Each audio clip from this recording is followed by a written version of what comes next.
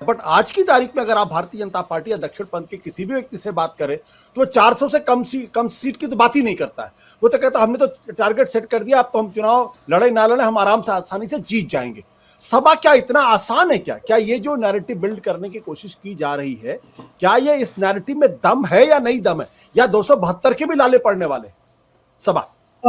आशुतोष, सबसे पहले मैं एक पर्सपेक्टिव आपको देना चाहूंगी। आप जानते शायद होंगे, जब नरेंद्र मोदी जी गुजरात गए थे पहली बार, जब वो अक्टूबर शायद 2000 ऐसे गए थे, जब उनको सिलेक्टेड मुख्यमंत्री थे, उसके बाद जब उन्होंने पहला चुनाव लड़ा, वो दंगों के बाद वाला चुनाव था। तब वो थे हिंदू हृदय सम्राट, तब वो कहते थे मियां मुशर्रफ, और इशारा करते थे मुसलमान इलाकों पे। दूसरा, वो हमेशा थीम्स को चूज कर रहे हैं, इसलिए मैं आपको बता रही हूँ क्योंकि मैंने बहुत केयरफुल ये उनकी सियासत सब कवर की थी। Next election, vibrant Gujarat summit शुरू हो गए, और उन्होंने वो चुनाव में जो रैलीज उन्होंने की, उन्होंने दिल्ली सल्तनत की बात की और कहा दिल्ली सल्तनत, और वो इशारा करते थे और कहते थे कि दिल्ली मतलब सेंटर स्टेट, गुजराती आइडेंटिटी को, प्राइड को लेकर वो उन्होंने नेक्स्ट इलेक्शन लड़ा। और तब तक बिजनेस क्लास वापस आ गई थी उनके पास। वो बॉयकॉट सिंगापुर के कुछ लोग आ रहे थे, वाइब्रेंट गुजरात शुरू हो गया था, इवेंट मैनेजमेंट जबरदस्त हो रहा था। हमने वो समिट कवर की थी इलेक्शन के पहले।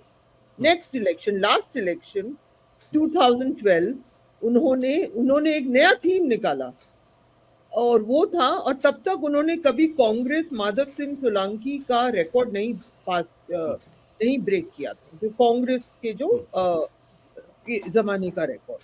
तीसरे चुनाव में बहुत जबरदस्त शो हुआ, विवेकानंद मोटिव बने, टी शर्ट, बाइक राइडर्स, आगे मोदी का चेहरा, पीछे विवेकानंद, गरबा डांस होता था, मोदी आते थे, बिल्कुल थिएट्रिकल परफॉर्मेंस होता था। तीसरा चुनाव, उसके बाद उन्होंने दिल्ली पे नजर डाली, और जिस लेवल पे उनका चुनाव कोरियोग्राफ हुआ, भाजपा ने कभी देखा नहीं, सोचा नहीं। बहुत कुछ चीजें, एनआरआई कॉन्स्टिट्यूंसी पैदा हुई, हमारे प्रशांत किशोर पैदा हुए, एक अमेरिकन कंसल्टेंसी फर्म आई।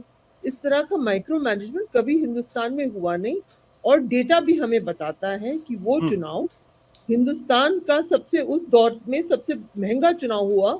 और एक मजेदार डिटेल आपको बताऊं, कांग्रेस पावर में थी, लेकिन उस साल में ज्यादा पैसा धन भाजपा को मिला, कांग्रेस को कम मिला। उसके बाद तो वो डेटा बिल्कुल एक तरफा हो जाता है मोदी के आने के बाद। तो मैं ये कह रही हूँ कि नरेंद्र मोदी खुद अपने लिए इवेंट्स चूज करते हैं। लोगों को हायर किया जाता है, लोग होते हैं, लेकिन वो खुद हमेशा उनकी खुद पॉलिटिकल जो एक्यूमेन है, ये इनको अमित शाह नहीं बताते, मेरा जो अंदाजा है, वो खुद सोचते हैं कि ये इवेंट है, ये मुद्दा होगा। कुछ इवेंट्स क्रिएट किए जाते हैं, कुछ इवेंट्स हम कह सकते हैं ऐतिहासिक तौर पे, मैं कुछ कहूँ फॉल्स फ्लैग्स, हम लोग ये लफ्ज इस्तेमाल करते हैं। इस चुनाव के लिए राम मंदिर इस तरह का इवेंट मैनेज हुआ। इस बीच में एक और चीज हो गई है कि नरेंद्र मोदी ने पूरी तरह अपने पार्टी संघ परिवार को डोमिनेट कर दिया। शिवराज सिंह चौहान को जिस तरह से ट्रीट किया गया, वो उसका आप अंदाजा लगाइए। तो संघ परिवार क्यों इसमें क्योंकि संघ को इतना पावर कभी मिला नहीं है ना। आपने किताब लिखी है तो आप ये जानते हैं, इस तरह ना तो वो उम्मीद ऐसे कर सकते हैं। तो ये एक बहुत बड़ा इवेंट हुआ है, लेकिन तब से लेकर अब तक एक चीज जो हिंदुस्तान में हो गई है, वो कि मीडिया ज्यादा, हम लोग अपने आप को हम लोग अलग कहते हैं, जो डोमिनेंट ब्रॉडकास्ट मीडिया, हम लोग भी मीडिया है, ईमानदार मीडिया यहाँ बैठी हुई है, जो डोमिनेंट ब्रॉडकास्ट मीडिया है वो पूरी तरह माथा टेक रही है। गोदी मीडिया भी मैं नहीं कहूंगी, माथा टेक रही है, वो मोदी के साथ है। और चाहे हम कहें कि वो घर अभी जला नहीं है, मीडिया रोज कहेगी there is no narrative, no narrative. वहां मोदी ईडी को भेज रहे हैं, वहां मोदी रेड कार्ड दिखा के सब प्लेयर्स को मैदान से बाहर भेज रहे हैं, हाँ, आग जलवा रहे हैं, जहां भी विपक्ष हो, सब सारा विपक्ष नाम ले लेकर सब। आप देखिए जिस दिन मंदिर का यहाँ प्रदर्शन हो रहा था, राहुल गांधी को एक मंदिर में नहीं जाने दिया।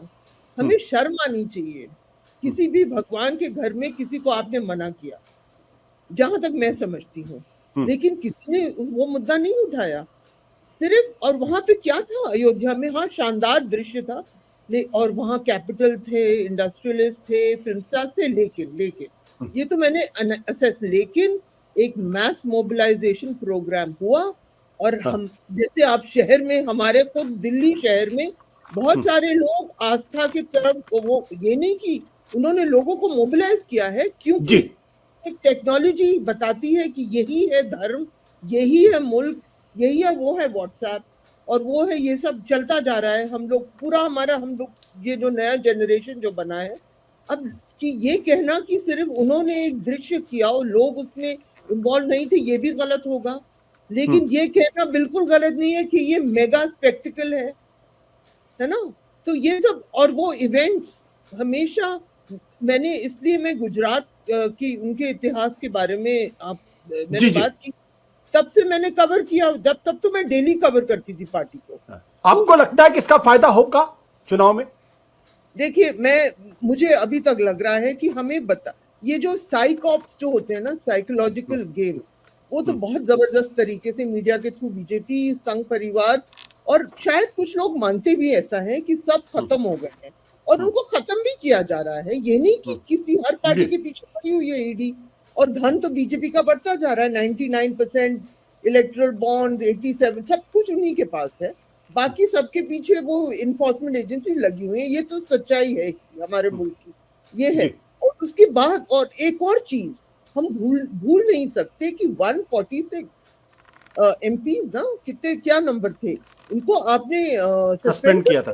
हाँ, और वजह क्या थी कि उन्होंने कहा कि अमित शाह आके गए, सिक्योरिटी ब्रीच कैसी हुई?